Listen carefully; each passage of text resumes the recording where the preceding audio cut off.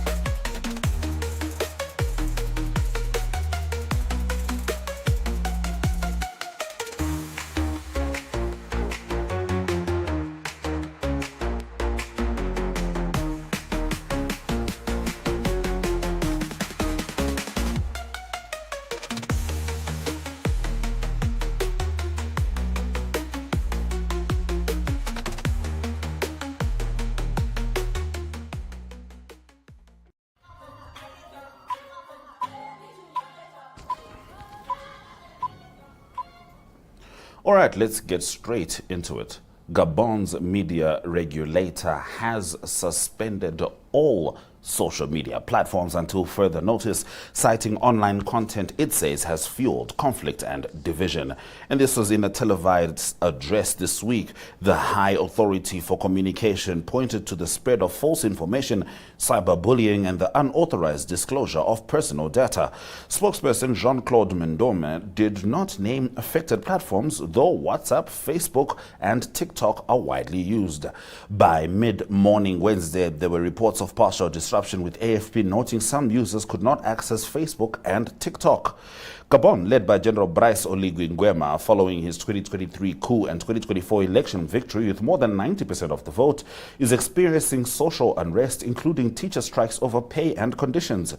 A Libreville restaurant owner told the BBC the move would hurt business reliance on online promotion, while a taxi driver said authorities must have had reason. Mendome insisted freedom of expression remains protected under Gabon's constitution.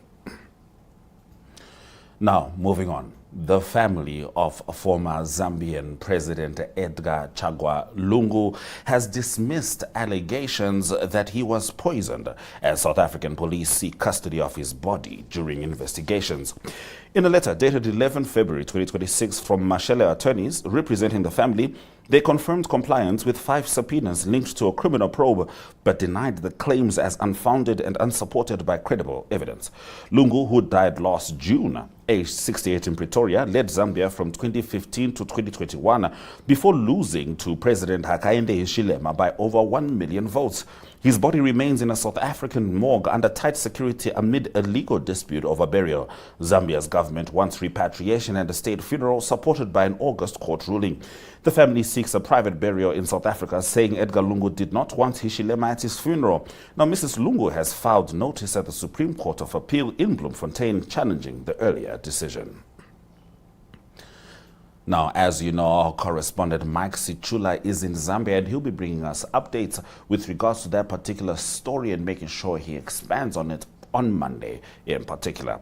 Now, we swing over to Zambia's neighbor, Zimbabwe. 6 veterans of Zimbabwe's liberation war have filed a court challenge against proposed constitutional amendments that would extend presidential terms from 5 to 7 years, potentially allowing President Emmerson Mnangagwa to remain in office until 2030. Mnangagwa, who is 83, was due to step down in 2028 after 2 5-year terms. The amendments would also allow Parliament to elect the president instead of a direct popular vote. The veterans argue the changes are unconstitutional and allege the bill seeks to prolong Mnangagwa's incumbency without holding a referendum, contrary to entrenched safeguards. Government spokesperson Nick Mangwana said the applicants represent only 6 individuals among thousands of veterans and are entitled to their views.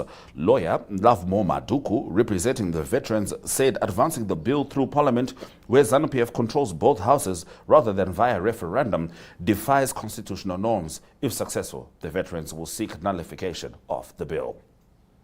And we stay with Zimbabwe. As we mentioned yesterday, the European Union did lift targeted sanctions. However, they have kept the arms embargo. The European Union has renewed its arms embargo on Zimbabwe for another year, extending it until February 2027, following its annual review. Sanctions were first imposed in 2002 over serious human rights violations under Robert Gabriel Mugabe, including restrictions on freedoms of expression, association, and peaceful assembly. The embargo prohibits the sale, supply, or transfer of military equipment or related technical assistance to Zimbabwe and has been renewed periodically since 2004. Now, the European Council said it remains constructively engaged with Zimbabwe and aims to deepen relations, especially in trade and investment. Asset freezes and travel bans are no longer in force as no individuals or entities remain designated, with Zimbabwe defense industries removed last year. Despite Western sanctions, Zimbabwe has sourced arms from China and Russia. China supplied over 1/3 of major weapons imports between 1980 and 2009 and donated equipment worth 200 million yuan in 2023. Russia has also provided arms and ammunition to Zimbabwe. Nearly 2/3 of maternal deaths in the world occur in countries affected by conflict or fragility, and this is according to a report released by the World Health Organization and partners. In 2023, an estimated 160,000 women died from preventable maternal causes in fragile and conflict-affected settings, accounting for 6 in 10 maternal deaths globally, though these countries represent about 1 in 10 live births. A 15-year-old girl in a conflict-affected country faces a 1 in 51 lifetime risk of dying from a maternal cause, compared with 1 in 593 in stable countries. Conflict-affected countries recorded a maternal mortality ratio of 504 per 100,000 live births, while institutionally fragile states had 368 compared with 99 elsewhere. The report highlights stalled global progress and recommends investment in primary healthcare, improved data collection, and resilient health systems. Case studies from Colombia, Ethiopia, Haiti, Myanmar, Papua New Guinea, and Ukraine demonstrate efforts to maintain maternal services amid instability. Those have been our top stories on Africa Good Morning. Shortly after the weather, Ari Hogard will be delivering the South Africa Report.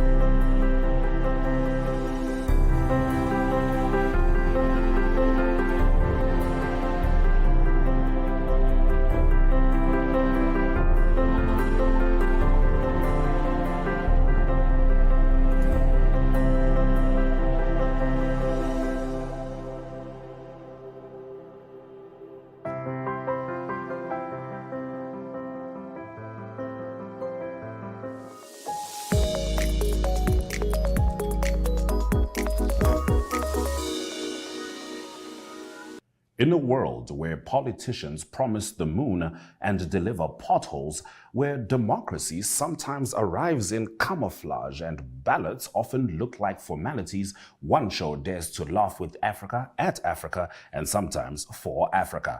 This is Second Take, your weekly dose of political satire with an African soul and a global edge. From coups disguised as press briefings to ministers moonwalking past accountability, we serve the real news with sharper writing. Each week we bring you you the TikTok of the week, because sometimes the revolution is vertical, and the heartwarming moment of the week to remind us that not everything is burning. We also sit down with the bold, the brilliant, and the brave, voices that question power, stir thought, and spark laughter. Because when the headlines are wild, the leaders are louder, and the truth is lost in translation, we all need a second take.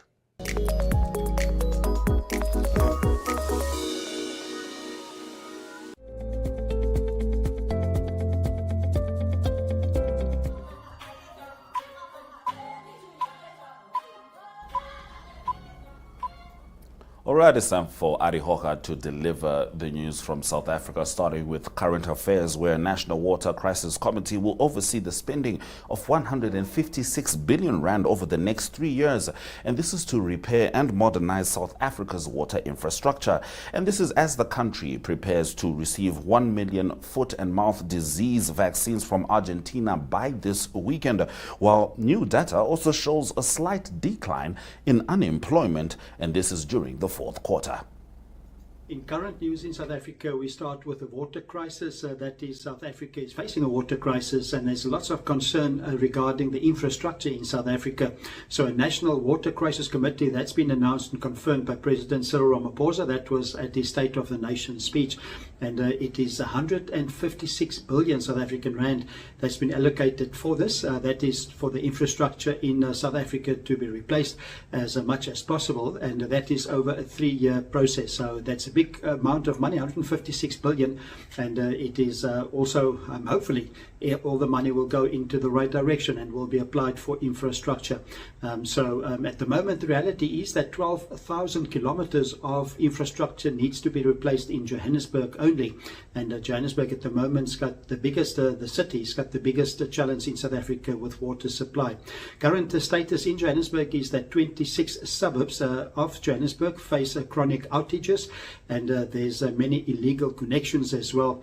And the challenge is 48% of water losses in Johannesburg area, and that's because of leaks. So over 4,500 pipe bursts, that is monthly. So that's a lot of water that gets lost in Johannesburg. And then it is supplied by Rand Water at the moment. So they get most of the water from the Vaal Dam system, but also 60% of the water used in Johannesburg is imported from the Lesotho Highlands project.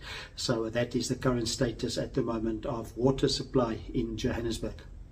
More news related to current news in South Africa is the foot and mouth disease in South Africa, and that is of course related to cattle in South Africa. It's a big problem at the moment. Agriculture Minister John Steenhuisen confirmed that 1 million vaccinations will arrive this coming weekend, and that is from Argentina, and hopefully there will be more vaccinations from Botswana, and hopefully more vaccinations also to be made and also produced in South Africa. So at the moment it is 14 million cattle. That is the project that they need to vaccinate over extended time. So countrywide it's a problem, foot and mouth disease in South Africa at the moment. The Free State, they have the most cases, 245 confirmed cases. KwaZulu-Natal also 202 cases, and then Gauteng 188, so those are the most. Unfortunately, also in the Western Cape there's been 3 confirmed cases of foot and mouth, so that's now spread all over the country.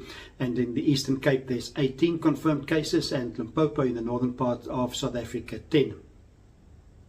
Moving on to unemployment news in current news as well, and there's been a slight decline in the fourth quarter, that is for unemployment in South Africa. At the moment it is specifically the provinces of Eastern Cape, or the Eastern Cape province, where there's a big challenge. The highest unemployment there is 42%, and then also in the Free State it's 37%, and in the Northwest 35%. The lowest unemployment is in the Western Cape, and that is 18%, and the Northern Cape 27%. So there's still a big difference between the rural and the urban areas in South Africa. And in the Western Cape it's the lowest unemployment, and specifically there's a big decline for ages 15 years old and 24-year-old. That is in the Western Cape. So that drop was 6.6%. So it's a good work done in the Western Cape. But the unemployment then decreased by 44,000, or increased. The employment increased by 44,000 rather.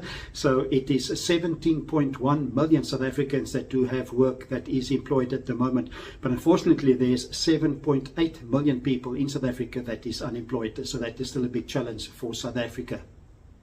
Then to close off current news in South Africa is that there's a new ambassador from the United States that will arrive in South Africa soon. His name is Leo Brent Bozell III. So it's hoped that the relationships between America and South Africa will be strengthened. The big reason there is because of trade as well. South Africa is the biggest trade partner in Africa for the United States. So the two-way trade at the moment is valued at $20 billion annually. So it's a lot of money. And there's 600 US companies that trade in South Africa. So that is current news at the moment in South Africa. All right, Ari, next, talk to us about the Proteas making it to the Super 8 in the T20, along with neighbor Zimbabwe, who had a fantastic run, especially beating Australia, and of course assisted by the rain, which allowed them to get into the Super 8. I personally am not looking forward to that specific game on the 1st March because they are drawn along with Zimbabwe. However, locally, it's the Nedbank Cup. In sport news in South Africa, it is first to cricket news. It is a T20 Cricket World Cup for men taking place in India and Sri Lanka at the moment. South Africa doing well there. They qualified for the Super 8 phase. 8 teams left. They're into 2 groups, and South Africa will play 3 games in that the Super 8 series or the stage of the tournament. They will play this coming Sunday against India. Tough game against the host in Ahmedabad, and then also the same venue. It will be the 26th of February, Thursday. They will play against the West Indies. The last game of the Super 8 will be played on the 1st of March. That is a Sunday against neighbours Zimbabwe. So that is in Delhi. So that's 3 big games coming up for the cricket team. And obviously good performances in the tournament by Aiden Markram, Quinton de Kock and Dewald Brewer so far. And also Kagiso Rabada doing well with the ball with the Lungi Ngidi. So that is the cricket news. In soccer news in South Africa, it is the Nedbank Cup that will continue this coming weekend. There's 16, it's a round of 16 teams left. So some of the interesting games is Uppington City that will play at home against Durban City. That's at the Dickie Jacobs Stadium.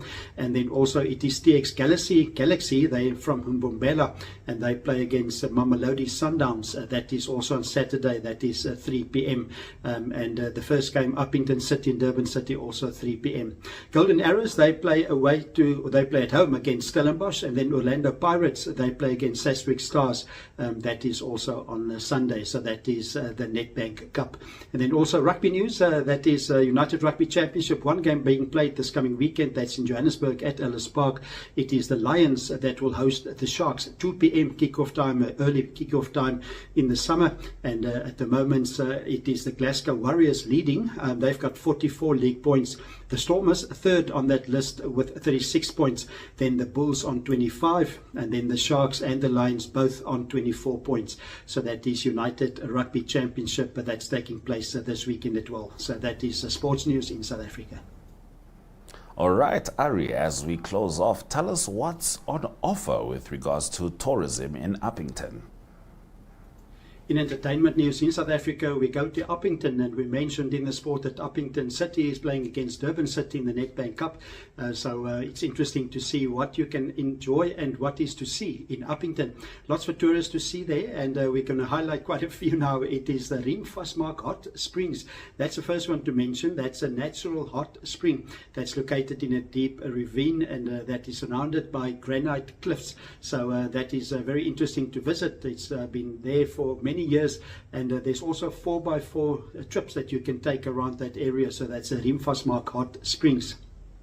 And also for wine lovers, it's not only in Cape Town and Stellenbosch where you get wine, you can also get wine in Uppington. Of course, the Orange River is a big stretch of lots of water, so there's lots of vineyards, 160 individual ones that's across hundreds of kilometers on the Orange River, both sides of Uppington.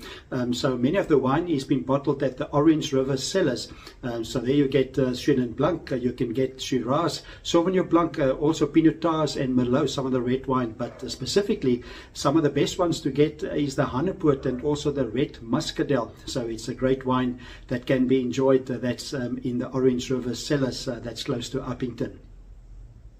And also Orange River cruises. Because of the Orange River that's so popular, obviously water sport on the river is very important. There's boat trips that you can take, and you can go and stop on the riverbanks, and specifically it's amazing for bird lovers that can see there's 120 species that can be found around the Orange River there. Some to mention, there's the South African shelduck, also the cardinal woodpecker you can find there in that area. Then also, of course, flamingos and the fish eagle. That's very popular for fish, for people that want to see birds, for bird spotting. And the fish eagle is unique to that area as well. Then also a big tourism component north of Upington is the Kalahari Frontier Park, and it's away in the northern corner of South Africa, and that in the Northern Cape, and it borders Botswana and goes into Botswana, the park as well. And it's a desert wildlife, and it's Kalahari Desert, and it's very interesting. You find the lion's pride there, lion conservation is happening there as well, and then you find the wildebeest there's springbok, also giraffe and kudu, and also you will find the honey badger, so that is quite interesting to visit there. It's been established in 1931, great accommodation, great place to visit. It's lots of wildlife to see in the Kalahari Transfrontier Park. That's the entertainment news in South Africa. Many thanks to Ari Hochard for delivering the South Africa report. We're going to dive straight into the economic updates, starting with Mozambique. The International Monetary Fund Executive Board has declined to discuss a new loan or program for Mozambique, dashing hopes expressed by President Daniel Chapo that approval would trigger investment and aid. Following a mission in November, the IMF maintained demands for substantial devaluation and major fiscal and wage reforms. The board emphasized the need to clear communication of reform objectives to secure stakeholders' support. The exchange rate has been fixed at $1 to 63.9 meticais for 5 years, though its real value is estimated at $1 to 90 meticais. Then we close off with the land of the brave. Namibia's central bank has kept its policy rate unchanged at 6.50% at its first meeting under new Governor Epson Wanguta, citing the need to safeguard capital flows and preserve the currency peg. Inflation stood at 2.9% in January, the lowest since February 2021. Wanguta, appointed for a 5-year term, said the stance supports the one-to-one link between the Namibian dollar and the South African rand, while remaining supportive of domestic economic activity. Thank you for joining us on DSTV 285, GoTV25, OneUp2.com, Network Media Hub, and NTVAfrica.my.na. Here are the economic indicators as we say, Suraj Lagadaka.